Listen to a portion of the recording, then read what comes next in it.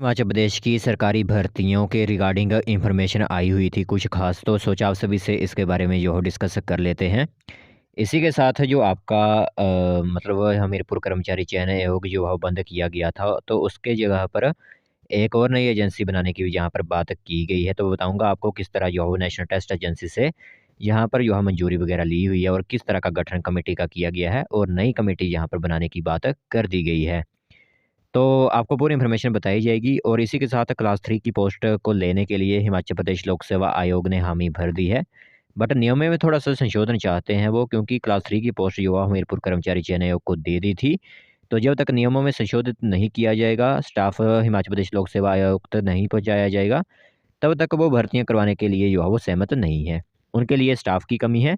इसी के साथ नियमों में संशोधन करने की बात जो है हिमाचल प्रदेश लोक सेवा आयोग कह रहा है।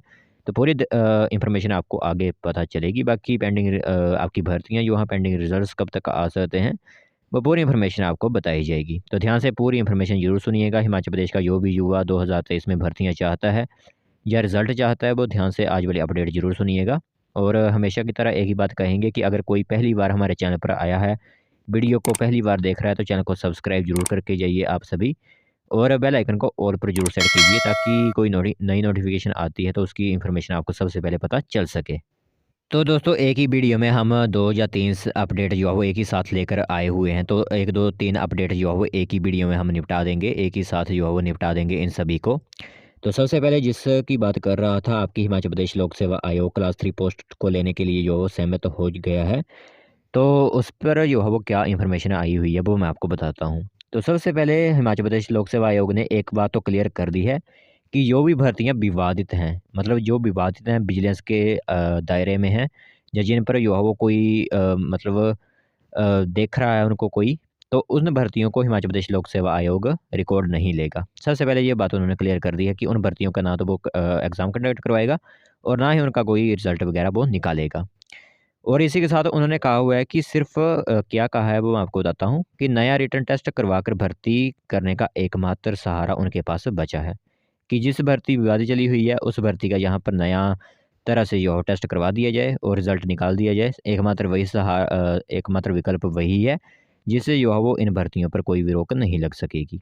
और इसी के साथ युवाओं में भी जो है वो यही बात है कि कोई भी भर्ती रद्द नहीं की जाए, और सीएम का भी यही कहना है कि कोई भी भर्ती जो है वो रद्द नहीं की जाए। बट कंडीशन यह होनी चाहिए कि वो बड़े लेवल पर जो है वो मतलब लीक नहीं हुआ होना चाहिए। बड़े लेवल पर लीकेज नहीं होनी चाहिए उस पेपर की, तब वो भर्ती रद्द नहीं की जाएगी। अगर बड़े पैमाने पर जो है वो लीकेज पाई जाती है, तो उस भर्ती को रद्द यहाँ पर किया जा सकता है। अब बताता हूँ मैं यहाँ पर क्या थी वो क्लास 3 पोस्ट की जो है वो बात। तो क्लास 3 की भर्तियों को लेने के लिए जो है भरी हामी लोक सेवा आयोग ने। इसी के साथ उनका कहना है कि अतिरिक्त स्टाफ संसाधन भी अलग से माँगेगा आयोग। मतलब उनके पास संसाधन भी कम है, इसी के साथ स्टाफ की भी कमी चल रही है। तो वो स्टाफ और संसाधन जो है वो चाहते हैं। इसी के साथ पेपर लीक में जो भी भर्तियाँ फँसी हैं, उन पर कोई भी रिकॉर्ड जो है वो नहीं लेंगे। उनका फैसला जो है सरकार ही लेगी, उन्होंने ये क्लियर कर दिया है।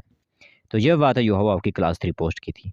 अब बात आती है कि आपकी जो नई एजेंसी जो है खोली जाएगी, उस पर क्या यहाँ पर बात चल रही है इस टाइम, वो मैं आपको बताता हूँ। क्योंकि हमीरपुर कर्मचारी चयन आयोग को तो यहाँ पर अब भंग कर दिया है। तो अब यहाँ पर नई भर्ती एजेंसी बनाने की एक बात चल रही है, वो मैं आपको बताता हूँ। तो नई भर्ती एजेंसी बनाने के लिए मिल गई कंसाइनमेंट। तो राज्य सरकार नेशनल टेस्ट एजेंसी की तर्ज पर क्लास 3 की भर्तियों के लिए एक नई एजेंसी यहाँ पर खोलने जा रहा है। जिससे लेकर अफसरों की एक कमेटी योग गठित करने का फैसला किया गया था।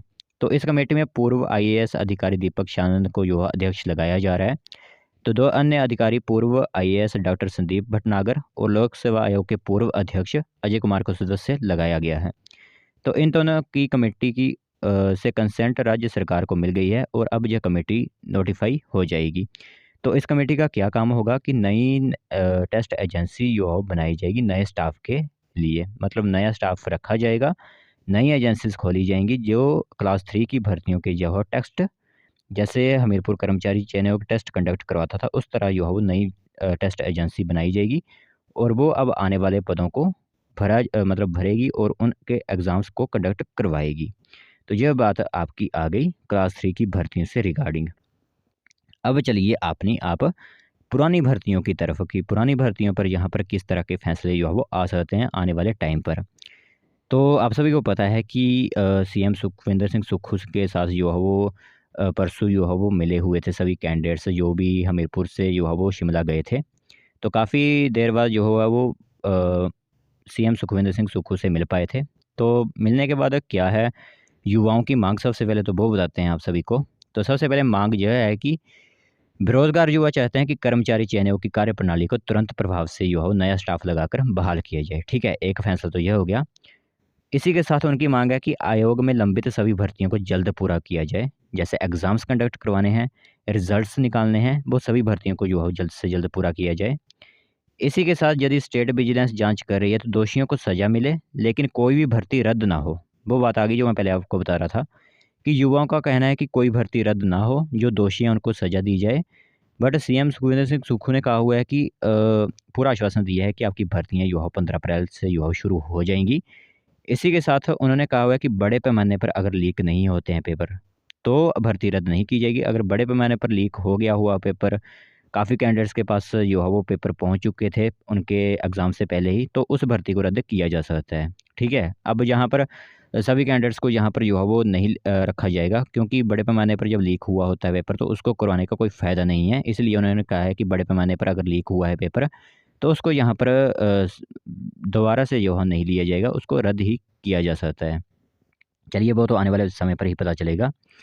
इसी के साथ अगर जल्द रुकी हुई भर्तियों के रिज़ल्ट नहीं निकाले गए और मांगों पर विचार नहीं किया गया, ये कह रहे हैं वो युवा जो हमीरपुर कर्मचारी चयन आयोग के कार्यालय से चलकर शिमला पहुँचे। उन्होंने कहा है कि अगर जल्द रुकी हुई भर्तियों के रिज़ल्ट नहीं आते हैं और मांगों पर विचार नहीं किया जाता है, तो शिमला से दिल्ली के लिए बेरोज़गार जोड़ो आंदोलन जो है शुरू करेंगे। तो यह भी एक अल्टीमेटम युवा सरकार को दे दिया है युवाओं ने कि अगर उनकी बात जो है यहीं तक नहीं चलती तो फिर वो शिमला से जो है दिल्ली पैदल चलेंगे और उस आंदोलन को आगे बढ़ाया जाएगा, जिसे बेरोजगार जोड़ो आंदोलन जो है वो का नाम दिया जाएगा। ठीक है, तो ये बात जो है वो आपकी आ गई।